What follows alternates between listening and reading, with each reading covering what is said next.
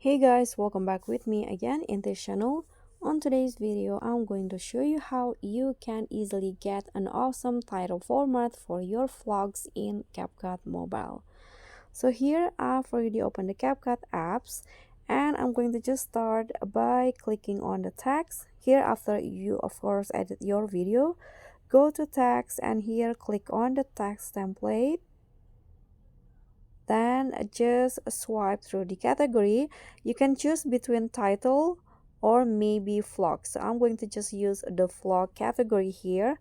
And in here there are lots of vlog titles templates that you can use for your vlogs, your own vlogs. So just choose which one.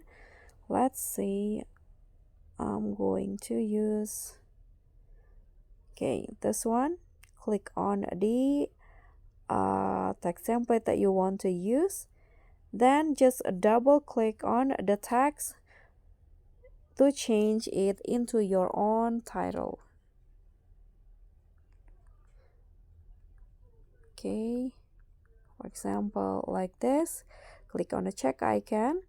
Okay, so I'm going to resize the title to match with the video like this. You can easily just pinch it on the screen like so, and you are done.